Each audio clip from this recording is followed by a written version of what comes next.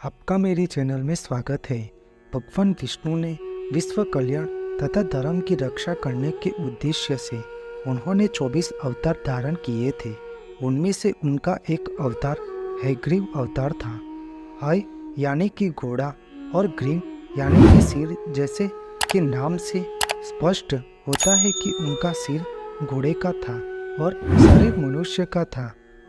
उन्होंने बुद्धि के देवता भी माने जाते हैं। उन्होंने हयग्रीव नाम के ही दानव का वध किया था, जिसका सिर भी घोड़े का और शरीर मनुष्य का था। भगवान विष्णु के हयग्रीव अवतार के संबंध में दो कथाएं मिलती है। पहली कथा यह है कि एक बार मधु और केटप नाम के दो शक्तिशाली राक्षस ब्रह्मा जी से वेदों को चालाकी से चुराकर रसातल में पहुंच गए।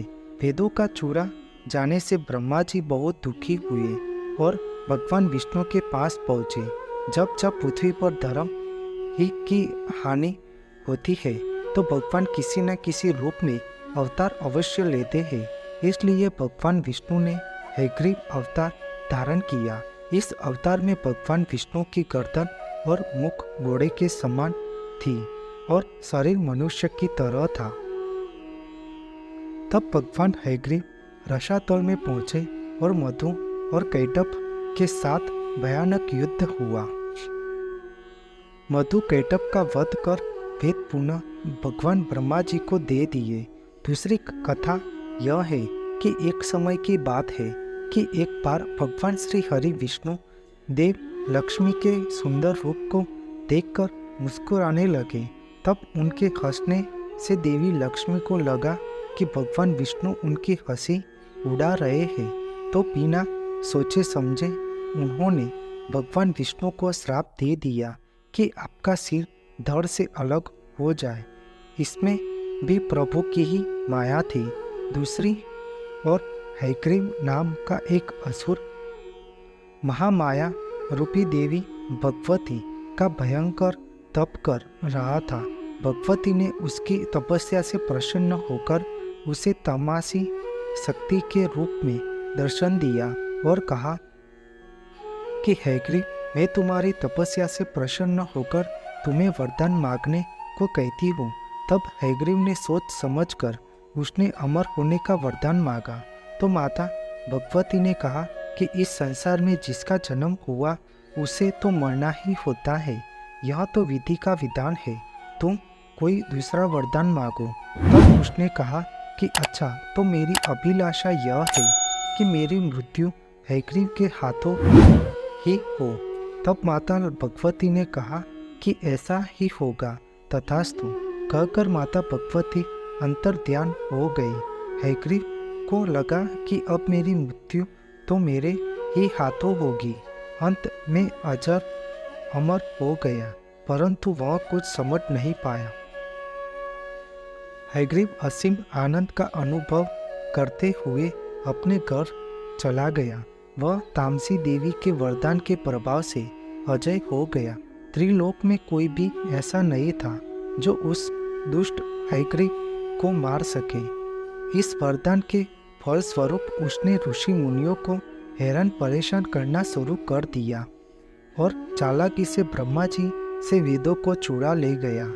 यज्ञादि कर्म बंद हो गए और सभी त्राहिमाम करने लगे।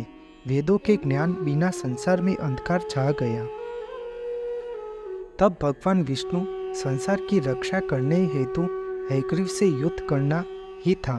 तब वेदों को चुराने के बाद हयग्रीव ने भगवान श्री हरि विष्णु को युद्ध के लिए ललकारा।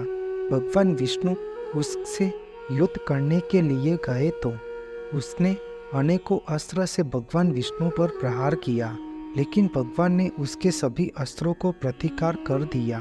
दोनों को अब युद्ध करते हुए एक सप्ताह हो गया था। 8वें दिन दोनों थक कर विश्राम करने लगे।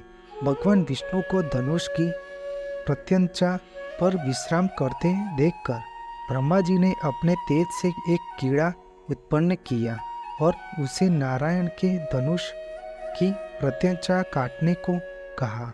उसने ऐसा ही किया। लेकिन प्रत्यंचा काटने से एक जोरदार आवाज हुई और भगवान का सिर उनके धड़ से अलग हो गया